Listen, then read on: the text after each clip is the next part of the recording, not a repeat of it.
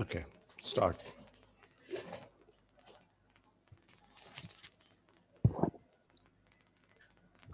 Welcome to Prerona Television Canada on behalf of Global Academy of Holistic Leadership and Coaching.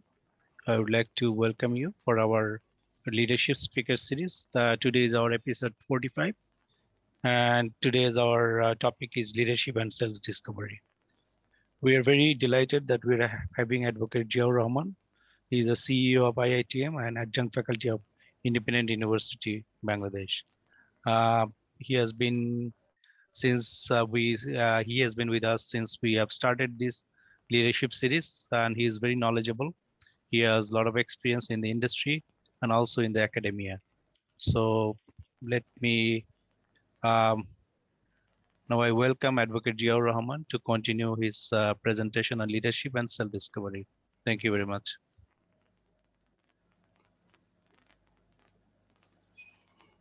Thank you very much. Good evening in Canada and rest of the world. Hope everyone is doing well. Uh, um, I am presenting from Dhaka, Bangladesh. So as you know that this is our 45th session, and today's session is on leadership and self-discovery. There are other synonyms for self-discovery, and when we go along, we will look into it. So let me start. Normally, I start off with just, just give me a second. I want to bring it to the full screen mode. Okay, good. So leadership and self-discovery. Normally, I start off with a number of quotations. So today's first quotation is by Henry David Thoreau. It says, if you have built castles in the air, your work need not be lost. That is where they should be. Now put the foundations under them. So the whole idea is that when you do certain things, and when you, for example, you're a leader and you're pursuing a certain track, and you feel that you have talked about a lot of interesting ideas, and maybe people are not connecting with you, but in reality, you have actually done part of your work. You have actually positioned the grand vision for your organization or with the way you would like to move forward, but others are not connecting with it at this point. So your job would be at that point to put the foundation, lay the foundation, meaning making it more meaningful, making it more tangible so that others can see it. So this is like it's a journey of self-discovery or self-reflection. In some ways it's connected to that perspective. How so? You are building a new idea, let's say, as a CEO, as a head of the organization. So this is a new journey for you. It's a new journey for your entire team. So the journey, you can break it into two parts. One is a self reflection or journey of self knowledge. In that perspective, you have to know what you're trying to do. You have to have a very good grasp of what is it that you are telling people or selling people. So the idea, the notion, the perspective, everything is sitting in your head, perhaps, and you have to go through that self-discovery or self-learning at the same time. You have to develop your own self-knowledge on that particular product or service that you would like to promote in the organization, and you want to bring to this world. So these are very nebulous at this point. Your ideas have not gelled together within your framework of your organization. So this could be a moment of self-knowledge, self-discovery, and then you actually energize your particular knowledge into the people with whom you're working. So very important. If you have built castles in the air, your work need not be lost. So it may not be lost. It's out there. You have already talked about some great ideas. It's out there. Now put the foundations on them. Now you have to build the framework on which your ideas are sitting. So this is very important in a perspective. So it's by Henry David Thoreau. The next one is by myself. It says, don't wallow in ignorance. Ignorance never solves anything. your mind's eyes to eyes open your mind's eyes to let fresh ideas to flow in. Very important. Why did I say mind's eyes? Because mind does not technically have an eye, but it has a sixth sense, or it has an intuition. So I'm referring to that perspective. So if you are if you're dwelling in ignorance, if you are savoring in ignorance, so to say, that, oh, I cannot do this because I am ignorant on this matter, so I rather not focus on this domain, that would be ignorant. That would be like closing your eyes and trying to cross over the street. You obviously going to be hit by some car or truck. So what you have to do is keep your eyes open, get all information out into the market, and bring all the information in from the market. So you have a very panoramic you have a panoramic view of the situation around you. So that's something that I've connected with your mind's eyes. Why you are connecting with your mind's eyes? Because it's a journey of self reflection. You have to reflect on the ways you are proceeding. You have to reflect on the issues that are out in the cold, which you are not being able to properly grasp, but you really need to grasp those issues in order to move forward, in order for the organization to take the right shape or right size that you're planning it to be. So this discovery is also very important. So you cannot be in the midst of ignorance, because ignorance is not bliss. It's going to create anarchy. It's going to create disturbances within your own self. Your own self discovery will be affected. At the same time, when your own self discovery is affected, it will rub on to the rest of the people. So you can't be in ignorance. You can't be a state of denial, saying that I cannot take this course. This is something we never treaded. This is something that we should not worry about. I'd rather focus on the traditional approach to doing the business. This is a philosophy that might not be doing well in the grand circumstances of the changed reality in which we live in. So we know that things are bubbly, things are moving in a very difficult and convoluted way in this world. The particular variables that you thought would be important in your decision making process, they might be changing overnight. They might have actually changed without you knowing, and you are making your assessments based on the old variables. Obviously you're not going to get something productive. You might be twisted. Your decisions ultimately might be twisted, and it may result in something remarkably different from what you had actually anticipated. So you have to open your mind's eyes and let all the ideas come in and flow in, and then from these ideas, from the series of ideas that will come, like for example, a lot of transitional context will come into in your face when you are dealing with, let's say, a new set of opportunities, or let's say a new set of changes that are being that have to be addressed. So you have to allow those ideas to flow in, and then you pick and choose from those ideas to actually develop your own self. So this would be a journey of self reflection as well. Ideas will come and go. You have to pick those ideas which are connected to your organization or the overall perspective of your organization, and weave some of those ideas into your organization in order to get to the ultimate objective of becoming successful. So it's a difficult process, so to speak, but it's not it's not rocket science either, but you have to be very careful as not to bring in ideas which are incoherent, inconsistent with the vision that you have set up.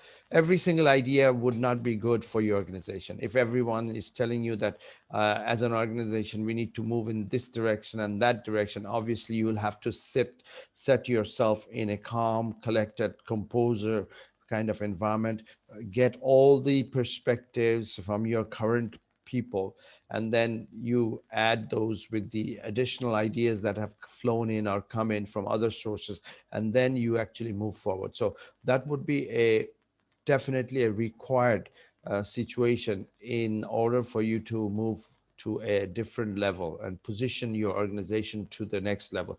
So I emphasize on this issue of opening your eyes to ideas, because without ideas, without change, you are stagnated, you are going to be stuck, and your old philosophy may not be the appropriate philosophy in a given circumstances which are shifting.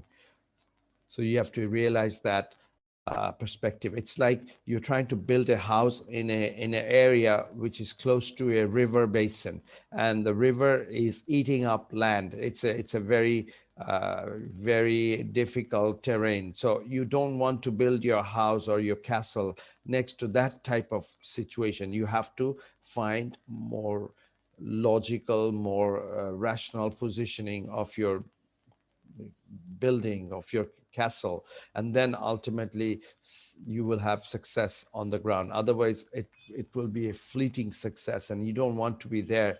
As a leader, you have a short-term success, and then ultimately things break down. So you don't want to be in those type of shoes. So moving forward, denial is a decision to remain ignorant. Very powerful statement by Leslie Goodman. Denial is a decision to remain ignorant. In other words, if you say that this is not there, this did not happen, I don't believe to what you say, that is denial. And when you are in a position like that, you can be ignorant. And when you are ignorant, what will be your outcome? Your outcome would be ultimately driving yourself and your people into failure. Because failure is not an option. Failure is not an option. Excuse me. Failure is not an option for anyone, because if from failure we learn, we know that for sure. But if you're consistently failing, it's like you're slowing down your train engine for growth. You're slowing down your people. You're slowing down their progress. You're slowing down your own capacity to think. You're slowing down your own level of confidence. So if you are in a denial mode on a certain situation, then I don't believe this happened. No, I cannot accept your statement on this matter. People are not this way. I do not expect you to even talk about in these issues. What will happen is that people perhaps have changed their perspective, people perhaps have changed their views, but you're on a denial mode and you're not accepting that people have changed from their old mindset to a completely new mindset. That is denial, and that will create a major failure point in the future. But you are trying to overstep those failure issues by saying that no, this really didn't happen, so I think this is a aberrant situation, it will correct itself. Reality is that this is not an aberrant situation. This new dimension or new perspective or new behavior in the market has come in that will have a lasting impact for which you're not getting yourself ready, and then being hit very strongly due to it. For example, if you look at the US elections last year, when Trump was the contesting as the sitting president, and Joe Biden was the person who was contesting from the outside. Trump was in a particular denial mode that Corona was not really a very big scare and people were making things up. For a certain period of time, he actually was promoting that Corona is going to be away in no time. It's a matter of few weeks, and then we'll be squaring away with Corona. And the Corona menace is made up, man made up. That means we are we are fear mongering, and we are trying to sell this fear into the American public. So this is the kind of denial mode that he held. And you know very well how hard that hit the United States of America, and of course many other countries ultimately. So when you are in a denial mode, something remarkably bad can take place. So I would suggest, as a leader, a true leader, that you pay very powerful importance to this 5 or 6 letter quotation. So you can't be ignorant. And one of the first steps to being ignorant is denial. So this does not happen. This did not happen. You have heard this type of statements around you, around leaders around you on a multiple occasions, and you are thinking at the back of your mind that, my God, this person is not understanding the dynamics of what has really happened, and he or she is just trying to push it down. That's not going to work. You're thinking at the back of your mind. Maybe others are also thinking, but that particular person who is in charge of that position is on a denial mode. So what will happen? Ultimately, things will go wrong. The organization will lose its capacity to grow. The organization will lose its motivation. The people within the organization will think that, why can't we change these things? Why isn't the leadership looking at it from our perspective, or the right perspective, which might be the right perspective, but you're on a denial mode? So ultimately, people will lose interest in your organization, people will lose motivation, and perhaps you are driving a particular vision which is no longer acceptable or appropriate in the organization, but you're still slogging at it. You're thinking that, uh, no matter how hard it is, we are going to achieve this target, or we're going to go into this market or capture these traditional outposts by overselling or counterselling or doing some other tactics in order to get to that market. This might not be the right approach, because you're pushing or putting too much resources, too much energy, too much money into something which is perhaps cherished by you, but the market has shifted. The tectonic plates have shifted. The overall dynamics are no longer there, but you're stuck with your old philosophy. So ultimately, the result might be catastrophic. So we don't want to be in this type of situation. So denial is a decision to remain ignorant. And as leaders, we cannot be wearing this denial suit into our characters, because when you are looking at self-reflection, you're actually looking at these little issues, but they draw a lot of punch towards you. So ultimately, with your perspective, with your knowledge, your own self-learning process, they get stunted. They are hit hard, because you are denying on certain attribute changes or behavioral changes or trait changes within the overall market system, but affecting the society. You're on a denial mode. Ultimately, result would be very bad. So moving forward, normally, I have a quotation on leadership. So today's quotation is focused on the topic, today's topic. So leadership is the ability to be on the vigil for transforming the self and build more acceptable norms and traits. So transforming the self is the crux of the matter in today's marketplace, specifically in a shifty business environment. Imagine the last 1.5 years, so much transformation had to take place amongst your family, amongst the businesses that you are working with, amongst the international trade issues. So many things had to take place. A lot of industries and industry segments almost went bust, and new industries came up.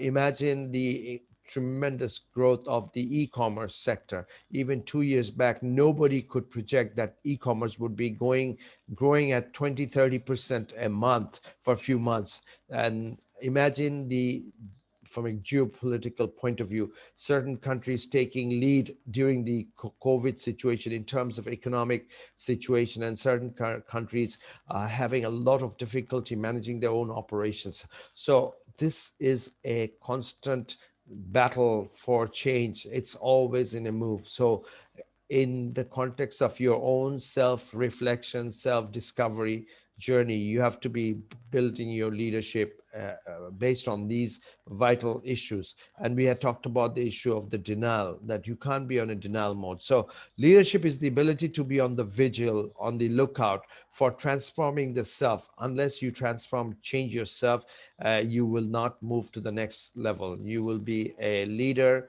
of the past, but the leader of the past has to also wear certain new behavioral traits in order to be the leader of the future and build more acceptable norms and traits. We are talking about your personal norms and traits, at the same time the organizational norms and traits and the behavioral perspective of everybody within the organization. These are the issues which actually define the new organization, define you, of who you are and who you want to be. Your old you may not be the right you at that given moment when the market's dynamics have shifted. So your old view will have to be incorporated with a new view, adding new traits, new norms within your organization. The old style bricks and mortar type of business may not work out in every single sector. So you have to be on the lookout of what is it that is going to impact your organization, your markets, and how you are responding to it. Those are absolutely crucial. And leadership is all about understanding your current situation and molding certain parameters within that framework to arrive at a better future. If you are not doing that, if you're not tweaking with those issues, things may be very disturbing in the coming days.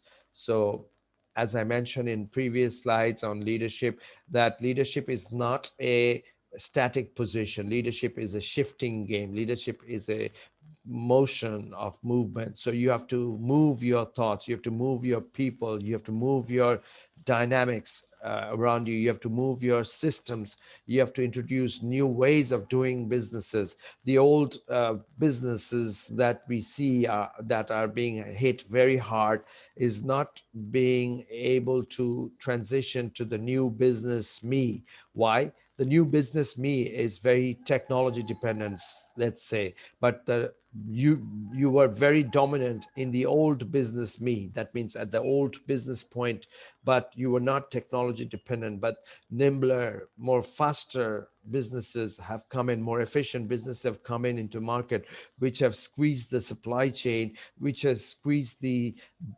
structure of the market and the way things are placed in front of you.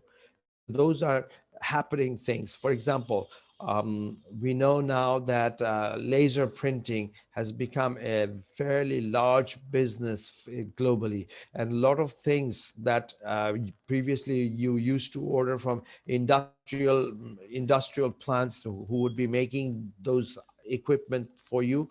Now you can actually go into a laser printer and 3D printer we are talking about, and then do the 3D design and use that 3D printer to create that particular product. For example, if you look at the your human skull, you look at your teeth, you look at your bones, all of these are now being produced by the new technology, the new organizational, which are dealing with 3D printing. So imagine you stuck with your old philosophy and not changing your perspective, and now a nimbler, more quicker production planning organization using 3D printing model comes about. What will happen?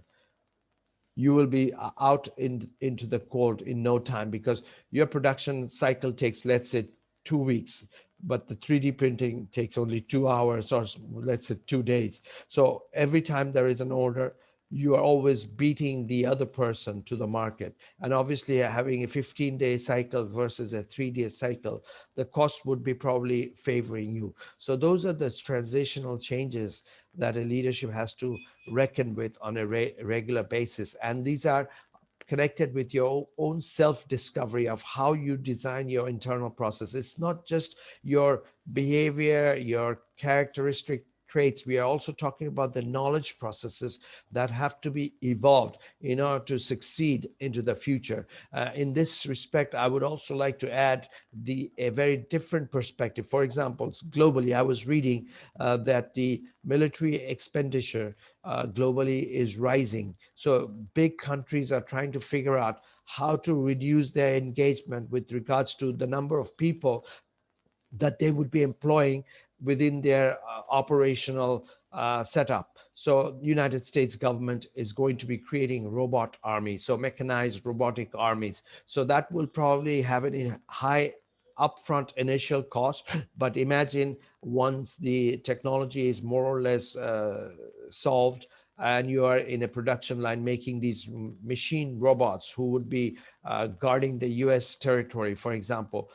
Obviously the cost ultimately will come down and they will be a lot more robust. So you're going to be saving lives, and at the same time you're going to make machines which are going to be much more powerful in terms of their capacity to defend their nation. So the military game has shifted. So if you are a country and if you are the old school and if you're just thinking that you're going to have a high tech military by deploying your own people, human beings, I think you will be wiped out from the game if there is a war. So today's military is about nanotechnology. Today's military is about having all these high tech equipments and gadgets for going into enemy territory or defending your own territory. Let's assume we don't go into enemy territory, we're just defending our own territory. Similarly,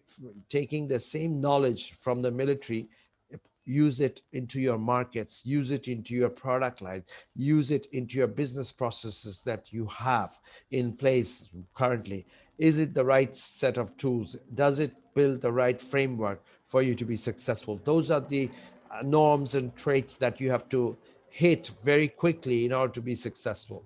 So moving forward, um, innate human traits. These are particularly in connection with how you think as a human being, as a leader, how you have to evolve yourself as a human personality in order for you to build and shape the new enterprise. So human traits that are almost are biologically or genetically wired. These are something which are almost given to you at the time of your birth, through your parents, through your DNA sequencing, through your own hardcore characteristic traits. It's almost given to you by your creator, your parents. So you really can't do much. The thinking process that you will evolve may have an element of your DNA sequencing with your parents. So that's important. But however, we can also frame our perspective by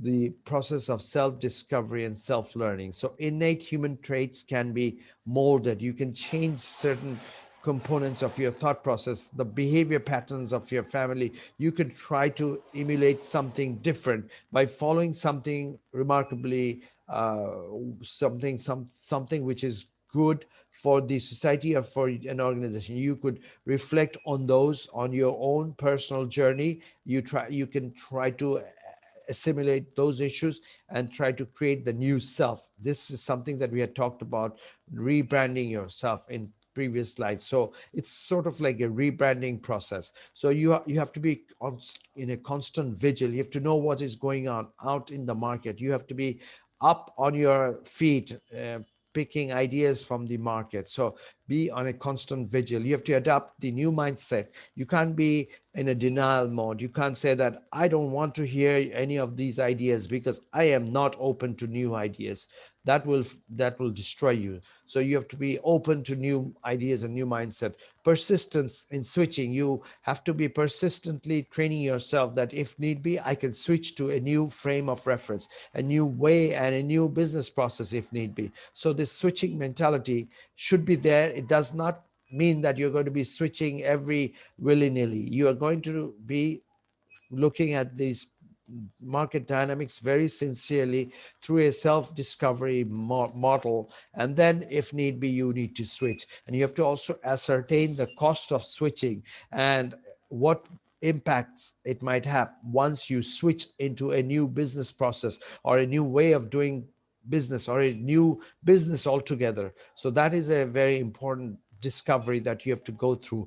It's very hard for anyone to predict the future, but you can do a simulation, a mathematical simulation per se, to understand what would be the impact within your organization in, or if certain changes are to be incorporated, will it destabilize your organization or not, your department or your product line, your markets, etc. So those have to be considered.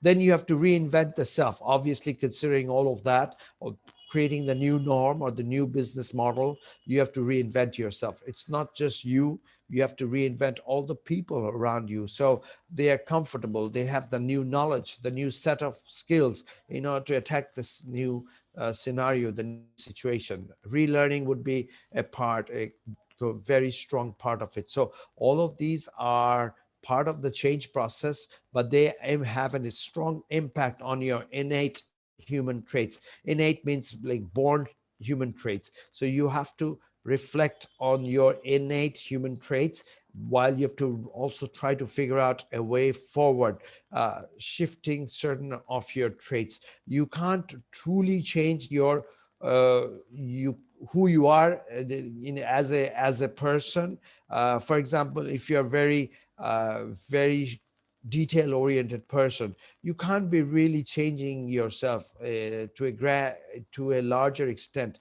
on becoming a lot less detail oriented in order to save time. You really can't. But sometimes you have to bring in that perspective that if I am too detail oriented, am I losing the market? Am I losing time? Am I losing my people? Am I being too focused on me and my perspective only, and not allowing others to move in with me at a different speed? Because when you are too detail oriented, obviously your speed for movement would be somewhat affected. So that's very important.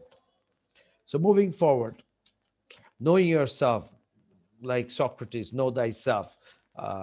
Knowing yourself is more than half the game. Obviously, once you know who you are, what you represent, what are your real traits and behavior patterns, if you have a very good grasp of what it is, then it's easy for you to adapt to the new circumstances, the new changes that are to be incorporated. So that will allow you to be a stronger leader, because once knowing yourself becomes a very properly understood, you can actually move your perspectives forward. So knowing yourself is more than half the game. For leadership change and development, for leadership to move forward to the next dimension, know your strengths and weakness. We had talked about it in detail. As a leader, strengthening your areas which are strong, fortifying your areas, and then making sure your weaknesses are understood very well, so that you can give certain kind of medicine to the weak areas, so the weaknesses do not become the point through which you actually lose your market share, or you lose your product line or whatever. Those weaknesses have to be plastered, so that water doesn't leak into your market, into your product line, into the research work that you're doing, into the people perspective that you're holding. People, you don't want others to come in and take over your right set of people. then the understanding your skill sets, obviously knowing yourself is directly connected with understanding your own skill set. What is it that you're good at? What is it that you're not good at?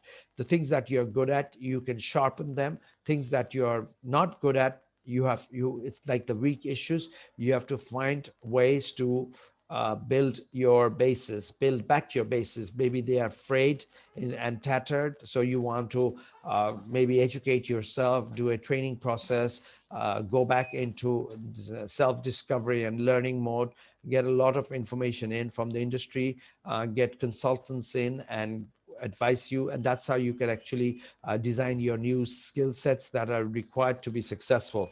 Then you have to look at your opportunities and threats. When we talk about these, we are actually looking at the SWOT of the market as well. So opportunities and threats are very important. As a person, if you don't know yourself well enough, then how can you actually address those opportunities? You have to first know who you are in terms of your strength and what is it that you can deliver, and then the opportunities you can simultaneously understand, and then weave those opportunities by either enhancing your current skill set or just recalibrating your skill set so that the new opportunities can be plucked from the market. And at the same time, when you are out there, there will be other competitors who would be challenging you. So those would be a part of the market mechanism, market trends changes, which would be your threats. You have to be having evolve as a professional house, as a professional self, and then make sure your threats are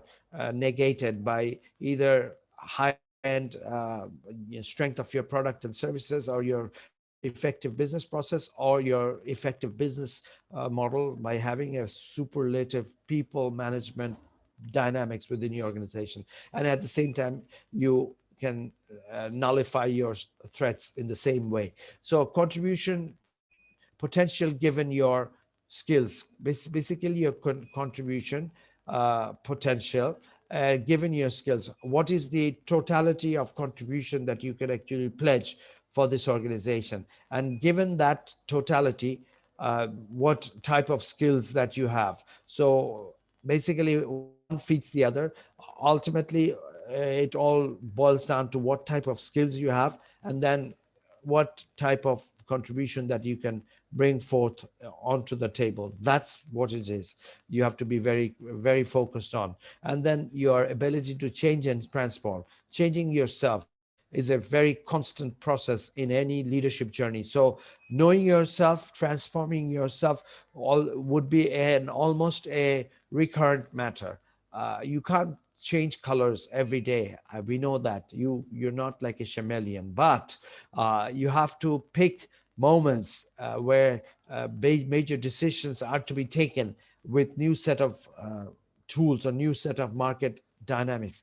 At that very moment, you should be able to change your mindset so that you can embrace the change. Otherwise, you will be overtaken by your competitors. So as a leader, this is absolutely vital to know yourself and transform your organization. So when each member of the organization knows thyself, then collectively you have a much more fluid, much more engaging, much more self-knowledge reliant organization, and which will be obviously giving you better success in products, process, markets, attitudes, behavior in all spheres.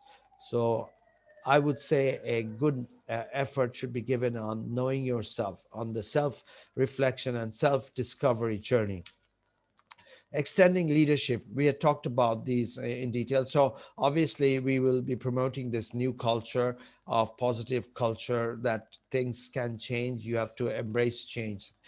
Nurture with global dimension, obviously you will grow with global perspectives. If you are only thinking from a narrow jurisdictional perspective and closing your eyes to all the rest of the market, then it will not work. You will have a total failure waiting to happen. Push the agenda of trust. Trust is an important element in your self discovery and self learning process. If you are building proper trust, and if you are promoting the culture of trust within the organization, a good outcome will ultimately resolve for the organization, because a An organization which is trusting within its people will do much more. It's like your own family. If your brothers or sisters are in harmony and having complete trust, you will see that family growing much faster.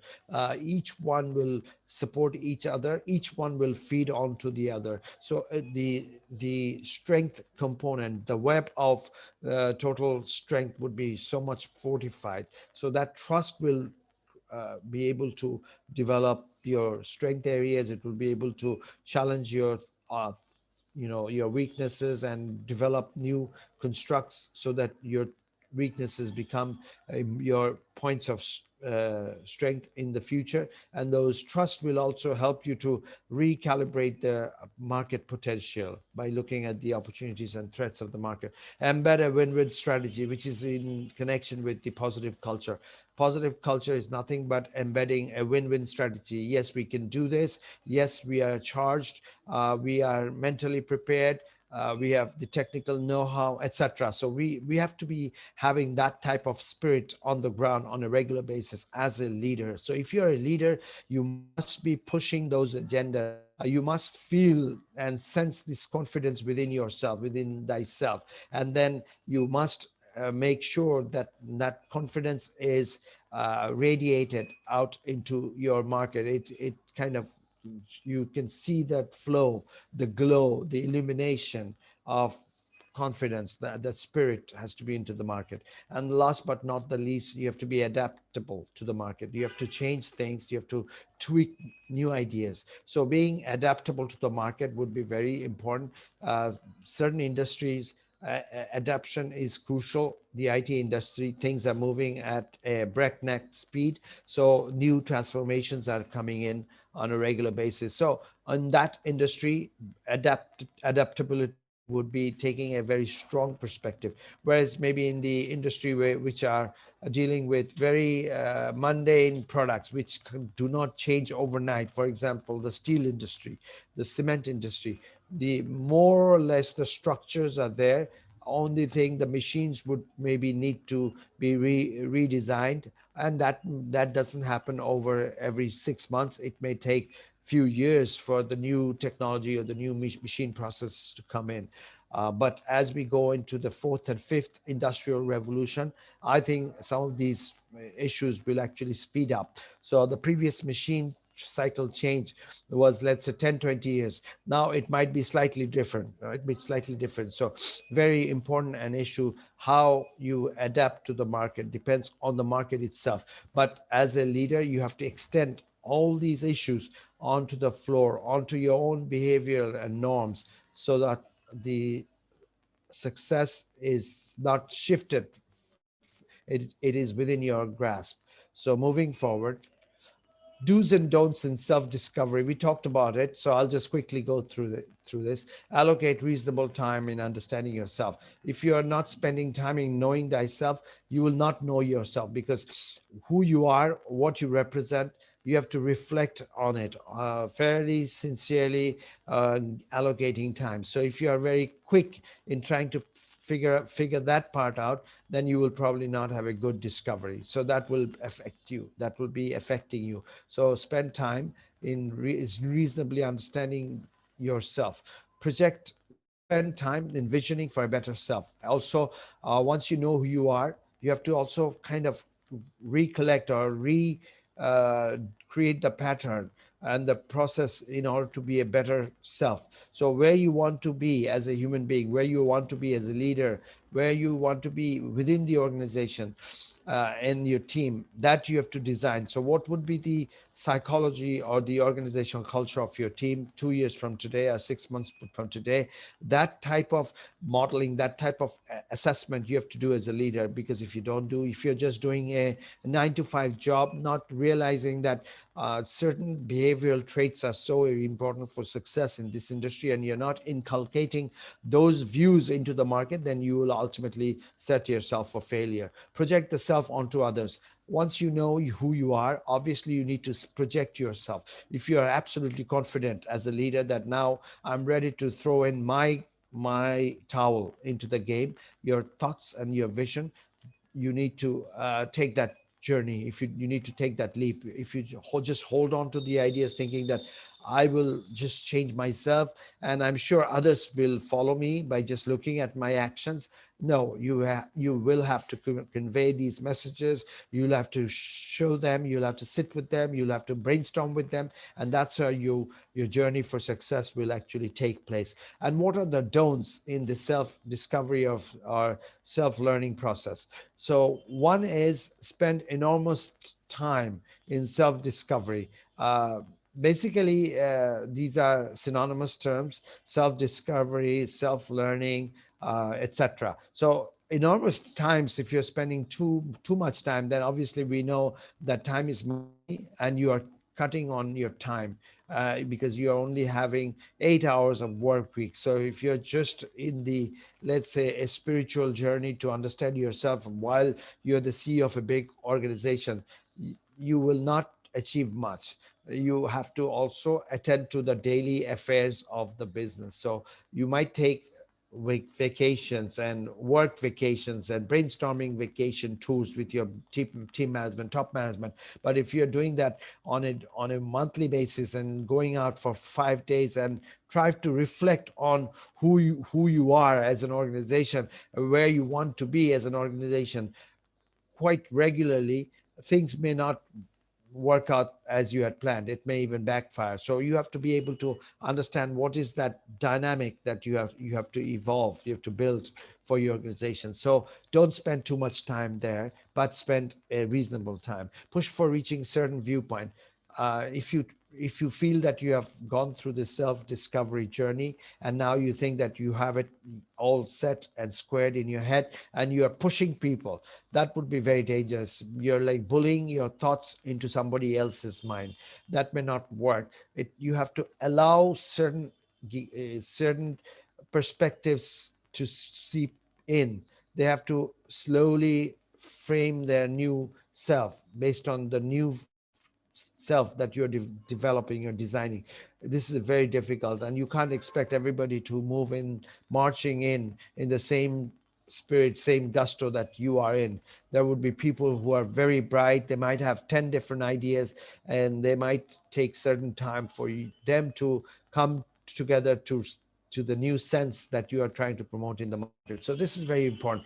Don't try to push your ideas. Don't try to bully your ideas, even if you think you're right. And if you are or even 100% certain, at times you might have to take a very strong decision if nobody is listening in.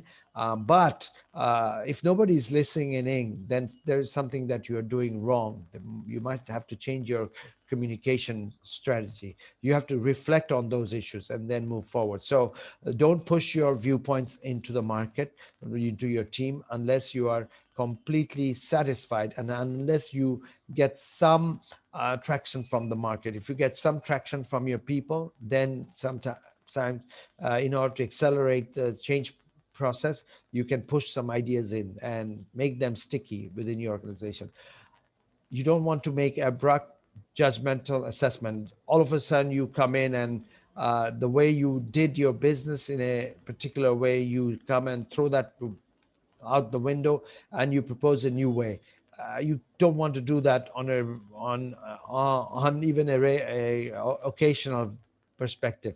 You need to start having a discussion, a brainstorming perspective, roll in new ideas, and you give them new alternatives, and then you throw in the new idea, and that way they will be more assimilated to absorbing the new idea. Otherwise they will be completely stunned that, oh my god, this is something completely new for me. Will I be able to do this? I am lost. I think I need to leave this job because I might be a failure. You don't want to give that type of feel. So you have to walk your talk with your team members and then slowly move along. So don't be abrupt. Don't be just jumping in type of mindset, and don't be have a judgmental assessment that you're doing it in such timeline, everybody else will have to do it in that particular timeline. These are issues of judgmental perspective which can hurt your organization. So moving forward, I think we have come to the end of my session. Yes, normally I end off with a $1 million question. So today's $1 million question is: should leadership design be heavily influenced by self-discovery? interesting point. We're actually looking at it from time-bound perspective. Should your leadership design be heavily influenced by self-discovery? That means how much effort should you be giving on self-discovery mode on a regular basis?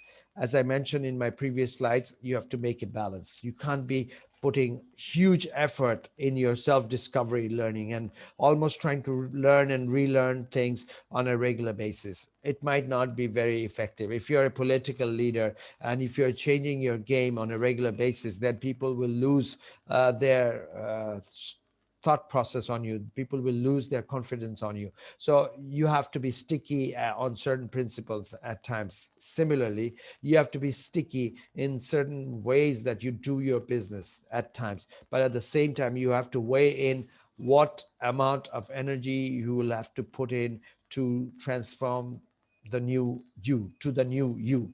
That is also the self-discovery journey, self-reflection journey. So self-discovery and self-reflection are synonymous terms that I had used throughout this session. So this is something that every manager, every leader will have to decide for himself or herself. They might have sessions, brainstorming sessions on issues relating to the self-knowledge, self-development, developing of the self-skills. We're not just looking at technical skills here, we are also looking at your behavioral skills, your norms, your viewpoints, your way of looking at things, the approach to looking at things. All of these have to evolve over the time because the markets, the dynamics, the issues of people management, all of that, people uh, accepting new culture, global paradigms are shifting, coming in a different way. You have to look at all of that in designing your future state. So I would say it would be, I don't want to put a percentage on it, but I would say it depends on the market, it depends on the industry, but a certain amount of time should be spent on self-reflection and self-discovery, and a certain time should be out there to roll out whatever you have learned into the market as a champion for growth within the organization. Thank you very much. I am the CEO of IITM, presenting from Dhaka, and this has been a series, and today was our 45th session. So we look forward to you next week, same time. And back to you, Edward Proby Mondal. Back to you in your studio in Canada.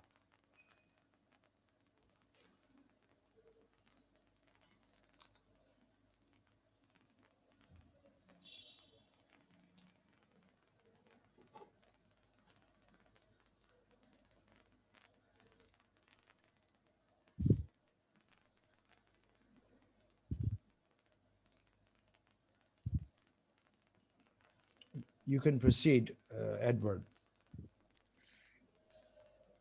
Great. Thank you very much from Prerona TV and Global Academy of Holistic Leadership and Coaching. We'd like to thank Advocate Jiaur Rahman for his presentation. And with that, we conclude our 45 episode leadership speaker series, and we are welcoming you to attend our next session, which will be held at the same time with Mountain Standard Time at, oh, sorry.